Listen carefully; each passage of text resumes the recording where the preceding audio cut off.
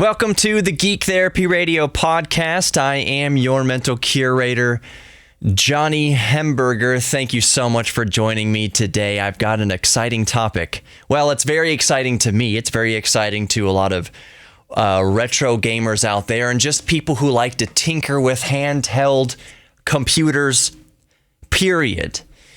I know that I am super excited for this because I am one to frequently play and bust out my various Game Boys. I've got my Game Boy Color next to me right now, with my EverDrive GB cartridge, which I will get to in a moment because that will come into play here in the discussion. But there is a new product from Analogue coming out next year. It just says sometime 2020. It is called the Analogue Pocket, and that is what I want to discuss on the podcast today. Geek Therapy Radio.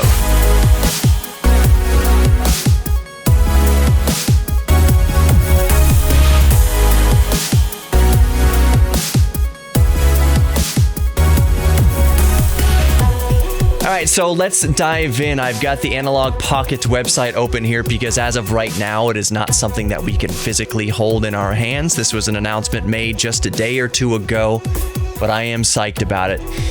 So let's just go through the website here. In the first description here, for those just listening, a multi-video game system portable handheld, a digital audio workstation with a built-in synthesizer and sequencer.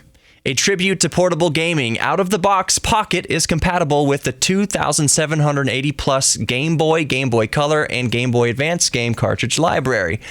Pocket works with cartridge adapters for other handheld systems too, like Game Gear, Neo Geo Pocket Color, Atari Lynx, and more. Completely engineered in 2 FPGAs. And then they underline, no emulation. I think this is a good point to explain the definition of what a FPGA is. It's a field programmable gate array. And I'm going to take this definition from the Exalinks website. We'll include links to everything that I'm talking about here in the description below. But they answer the question, what is an FPGA? And again, I'm just saying this to bring everybody up to speed of what that means, why that's important, and why that's really cool in the Analogue Pocket. Okay, so what is an FPGA? Field Programmable Gate Arrays, FPGAs, are semiconductor devices that are based around a matrix of configurable logic blocks, CLBs, connected via programmable interconnects. FPGAs can be reprogrammed to desired application or functionality requirements after manufacturing. That's what's critical about it.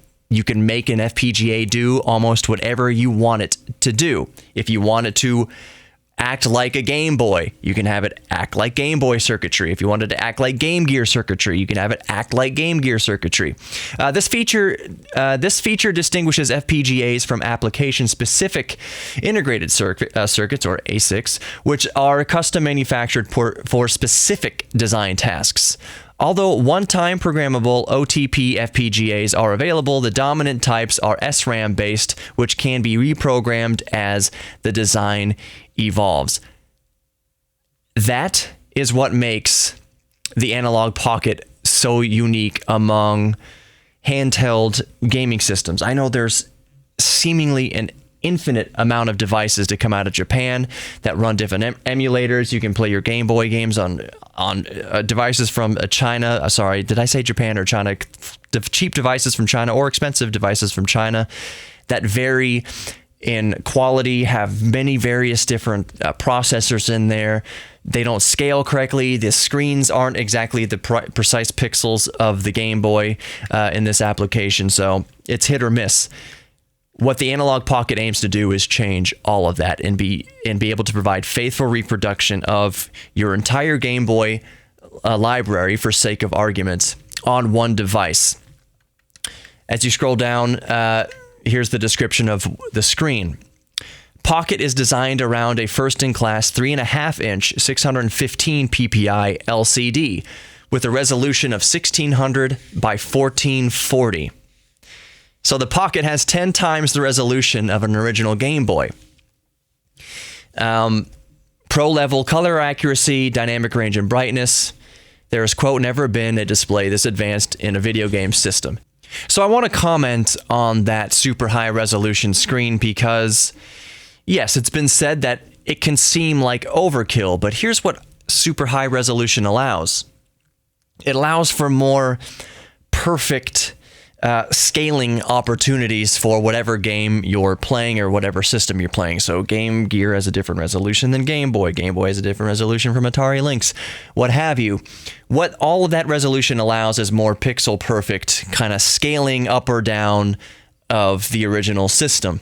But here's the big thing to me. Here's what 1600 by 1440 means to me. Shaders. It means shaders are going to look absolutely magnificent on the Analogue Pocket. Mark my words. So the shaders that I'm most interested in are shaders that emulate the actual LCD screen. Oh, I've got it in my backpack back there, but the Game Boy Pocket, I'm holding up my Game Boy Color right now, which has a super crisp screen, but you can do a shader that emulates the actual real-world look of the Game Boy Color screen, the TFT active matrix screen here in the Game Boy Color. What's even cooler almost to me is not only emulating the puke green display of the original Game Boy brick, the OG Game Boy, but when you held, those of you who are old enough to remember, or you can be young and have your share of collectible Game Boys, and you may have noticed this, that when you play it in really good direct lighting or direct sunlight or right underneath a strong lamp, say what have you, on the Game Boy Pocket and the original Game Boy, the actual LCD crystals themselves cast a shadow. When they're darkened, they actually cast a shadow on the glass behind it or the filter behind the actual LCD layer. So shaders are going to allow you to emulate and simulate that shadow casting effect of the individual pixels itself, and that is what super high resolution allows. I haven't heard anybody else mention that. I haven't watched every single YouTube video or read every single blog about this, so I'm sure maybe somebody has mentioned this fact, but the shaders are going to look really awesome, and that's only possible because of such a high resolution that would allow it. So let's say you're at the 160 by 144 pixels of the original Game Boy. I think, is it 160 by 144? It's thereabouts, if not exactly what I just said. It's going to take extra pixels to simulate the shadow underneath the LCD pixel and have the gradient of the shade underneath it. Not just one pixel of shade, but actual many, many pixels of shading gradient under each pixel. And again, that can only be allowed for with the super high resolution. So one more time, that's a 3.5-inch screen, 615 ppi at 1640 resolution. 1600 by 1440 resolution. That is awesome. So it's going to have a built-in music sequencer for all you chip tuners out there who like to use Nano Loop on your original Game Boy. It's going to include Nano Loop on the actual Analogue Pocket itself. I personally never used Nano Loop. I've dabbled. It's not something that I've ever got into in earnest. Yes, I use Pro Tools and Cakewalk Sonar and everything like that. Every single day I use a DAW, digital audio workstation. Heck, in my home studio, I'm running my voice, not right now through this podcast, but I'll do a tour of my home studio. I'm using a tube microphone preamplifier. I'm using a tube compressor, all that good stuff. I'm about to go do a tour and record a podcast or a radio show at my buddy Chris's recording studio. Chris heads up Handy Amps, where he builds custom guitar amplifiers and microphone preamps and compressors from scratch. So I use a lot of musical equipment. I play guitar myself. I use mixers all the time. I mean, I went to sound school, but I have not messed with Nano Loop specifically. But for all you chip tuners out there, Nano Loop is included on the Analogue Pocket. And since it's an FPGA, this is all hardware level stuff. It's going to be pretty true to form as far as 8-bit music creation is concerned. And it's cool that it's included with a headphone jack on the Analogue Pocket. So also, what that FPGA allows is for FPGA development. So people making their own homebrew, people developing their own, maybe they want to port I don't know, something, just they want to port Ultima to Game Boy or something like that. Maybe they want to port, there's any number of things that can be ported from one thing to another. And FPGA would allow for that because developers can, quote, develop and port their own cores. So, according to Analogue here, quoting, with access to Analogue's proprietary hardware and scalers, we think developers are going to do some amazing things. And I would, of course, absolutely agree with that. That's one of the draws of this device. And may I just say right now that this thing looks gorgeous. It looks absolutely stunning. And I will say, I didn't realize, maybe I should say I didn't want to admit how much aesthetics plays into a purchasing decision. This thing is going to cost $200. I hung my head because that is very expensive.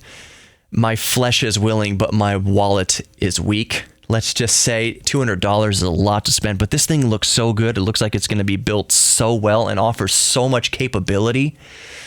If I haven't made it clear, which I don't think I have yet, this is going to run actual cartridges. So it says there's no emulation, and it says it is not going to be capable of running ROMs off of the micro SD card.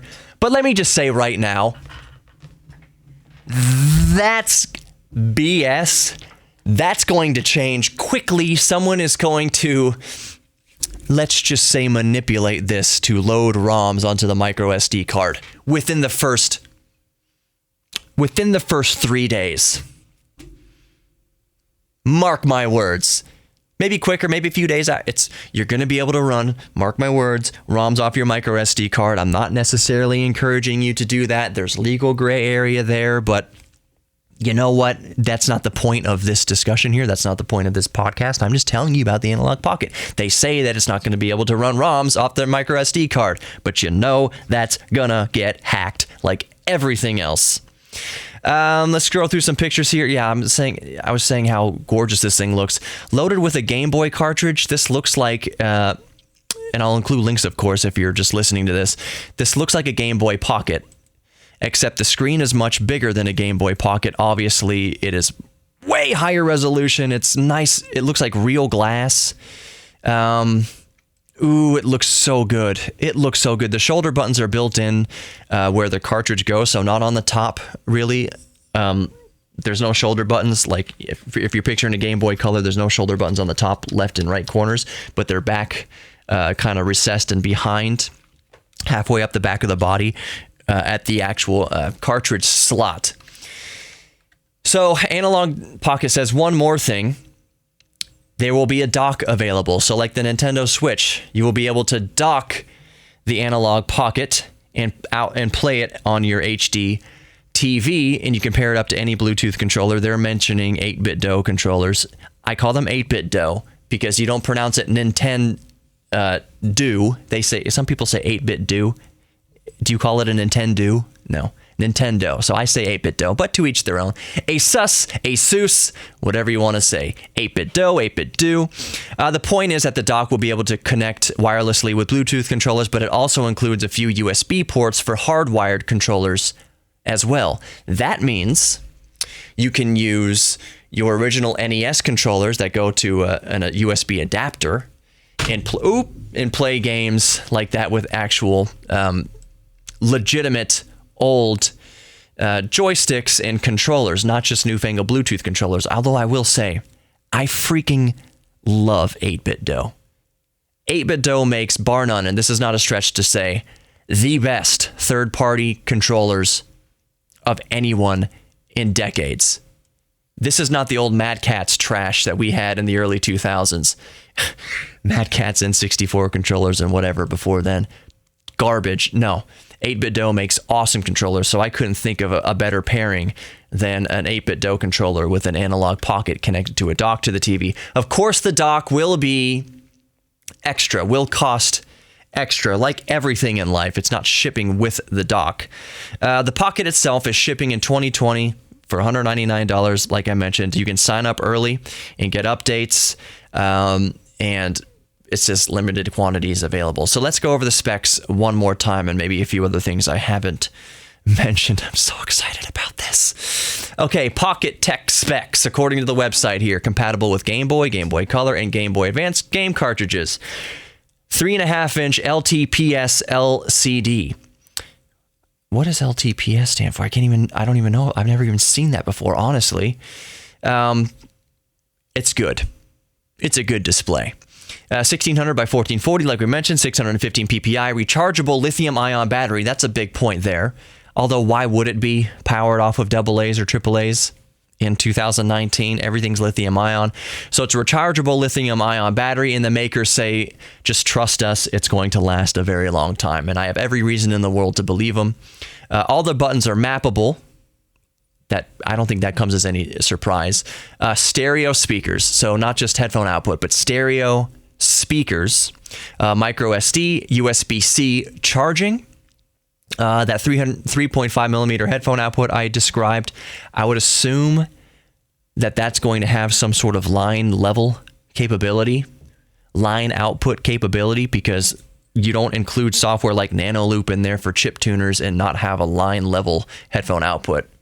That's just my prediction. I think it's going to be line level. I think it's going to output a really nice audio output from this thing. Something cool, original style link plug. So the original link cable of the Game Boy is going to be included in case you want to link it to. I want to say you'd probably, if you have two copies of Tetris, one of them on an original Game Boy and one of them in the Analogue Pocket, I don't see why it wouldn't communicate with each other. It's not such a stretch of the imagination to think that it would. So if you want to connect two Analogue Pockets together, sure, you can play two-player with two separate devices over the original Game Boy link cable. Why would they say rechargeable battery again?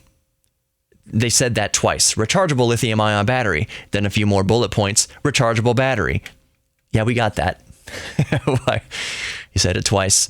So the analog dock. Here's the tech specs of the dock. HDMI output, of course. Two USB inputs for wired controllers. Bluetooth for wireless controllers. And DAC compatible. Digital to analog converter compatible. So if you have a nice DAC in your system, let's say you're a DJ and you're going to use Nano Loops, you're going to do all your chip tuning stuff, the dock is DAC compatible. So you're going to get a nice, clean audio out of this. I'm going to read their little disclaimer here towards the bottom of the website because it goes towards the ROM files I was mentioning earlier. Analogue Pocket does not play ROM files. It plays legacy game cartridges via the cartridge slot. Analogue Pocket is not designed using software emulation. It is designed using a specialty hardware chip called an FPGA, which operates on a transistor-level implementation of its functionality. Awesome. Analogue Pocket does not operate utilizing pre-existing BIOS files from any other entities. That's a big one right there. Analog engineers everything from scratch in-house. All trademarks are property of blah, blah, blah, Sega, Game Gear, Neo Geo. So Game Gear, Neo Geo Pocket, and Atari Lynx and other cartridges compatibility requires cartridge adapters that will be sold separately. That's a big point right there, too. You're not going to be able to play Game Gear cartridges right out of the box because that wouldn't make sense, really, now, would it? Of course, you would need an adapter. Still cool that it's available there. That is until people hack the micro SD card slot and just load ROMs and BIOS on there. Analogue Pocket and Analogue Dock are in development and details are subject to change. So, Analogue Pocket, $199 or $200. Analogue Dock, price to be announced. Both are coming in 2020.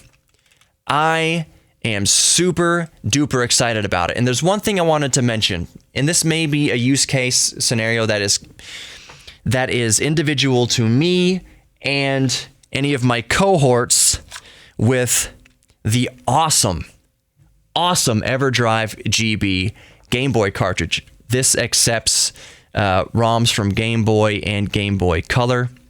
ROMs.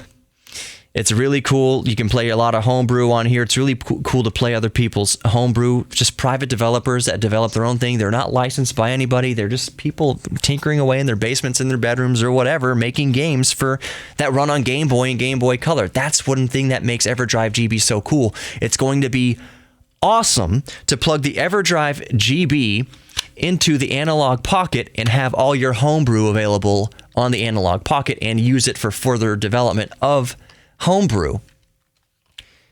Another thing that's to be seen, and I hesitate to mention this, other devices like this in the past have been used to rip ROMs right off the cart. Are we going to be able to do that? I've never done that personally. Hand to Gavin, I have not ripped ROMs off of carts myself. Absolutely not. I have backed up save files using, what was it called? It was like a Game Genie type of thing where you could plug a cartridge in and back up save files. I have the device. I'm blanking out on it. I will, if I remember, I'll put a link in the description down here. If I upload this to YouTube, I'll put a picture of it. But I have backed up save files, and I've taken those save files and through some wizardry put them on my computer so I could pick up where I left off playing an emulator on the computer. Let's say I'm playing Link's Awakening DX and I want to continue my save file out on another system like the computer. I used a device like that to take the actual save file off of the actual cartridge and play it elsewhere on other systems. I own Link's Awakening. I don't see there being a problem with that. But it's to be seen whether the Analogue Pocket will be capable of doing so. So let's say you have a massive Game Boy collection, Game Boy cartridge collection. You own 200 Game Boy cartridges, and they get the SD slot hacked, and maybe you don't want to carry around 200 Game Boy cartridges with you. I think they will. I don't want to say it too soon because we haven't seen it yet, but it would not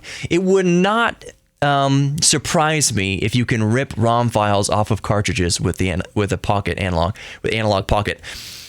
That's to be seen. Don't quote me on that. I will just not be surprised. Just like I won't be surprised when somebody hacks and unlocks the SD card slot. Either way, those of us in the retro handheld gaming community, and there are lots of us, are very, very excited for the Monster Pocket. That's just what I'm looking at right now. The Analogue Pocket. And I would say I've been excited to purchase the Nintendo Switch Lite. I'm just going to say right now, even though I can't possibly compare the two of them together because they both don't exist in the real world yet. Game Boy Lite obviously does. The Analogue Pocket doesn't. But I'm just saying right now, if I had $200 right now and I'm sitting there on Amazon looking at both of these things, I would get the Analogue Pocket. I would absolutely get the Analogue Pocket over the Nintendo Switch Lite. That's just me talking right now off the cuff. It just looks so cool, and I'm so excited about it. Anyways, at that rate, thank you for listening to the Geek Therapy Radio podcast this week. I've got some awesome content coming up on the podcast and the radio show, and of course on YouTube. I'm going to visit my friend Chris at his recording studio, Handy Amps. Going to geek out about analog gear and tubes and compressors and mic pre's and all that good stuff. The show this week coming up is having to deal with quantum computing. I've got a scientist on the show answering quantum computing questions about the future of quantum computing. When can we feasibly expect quantum computing to be a part of our everyday life? What aspects of the world is quantum computing going to impact and make better? Can quantum computing possibly make things worse? You know, AI and all that scary stuff. So that's a show I have coming up this weekend. So you want to make sure that you're subscribed to the podcast if you haven't already. If you're in Houston cruising around, the show actually broadcasts Saturday nights at 10 p.m. on KPRC 950. 6 million people in Houston. The signal covers every single human brain within that area. That doesn't mean 6 million people are listening. But it's just kind of fun to know that my electromagnetic waves are, whether you like it or not, that sounds really creepy, are going through you. I probably shouldn't have said that. That sounds really, really, really creepy. But it's fun to broadcast on AM radio, and I truly do appreciate it. So make sure you're subscribed to all the good stuff. Geek Therapy Radio on Facebook, Geek Therapy Radio Instagram, Twitter, YouTube, all the good stuff. If you want to email me, geektherapy@iheartmedia.com. One more time, geektherapy@iheartmedia.com. I've got the Patreon link below. If you want to consider doing it, it's very much appreciated. Obviously, you don't have to, but I do let you know that 5% each month goes to help those with mental illness. Before I take my cut, 5%. And if I start making more money off of it, I will increase that to 10%, of course. But I'm poor too right now. So 5% goes towards helping those with mental health issues. That's very important to me. So as I wrap this podcast up, I will, of course, do my normal encouragements.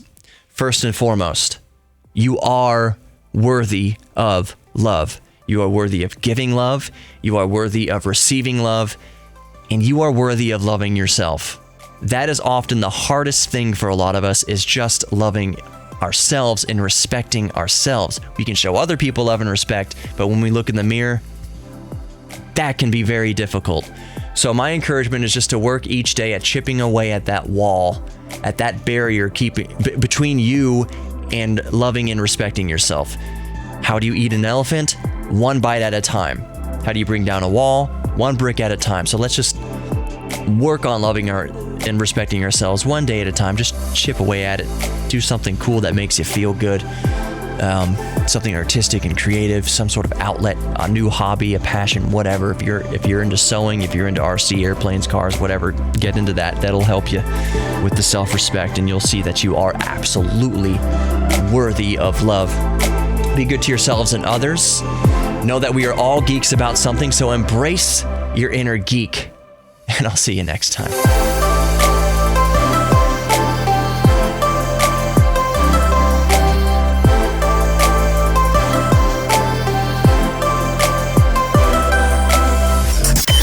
Geek Therapy Radio, Saturday night at 10 on KPRC 950. Or listen anytime on our iHeartRadio app.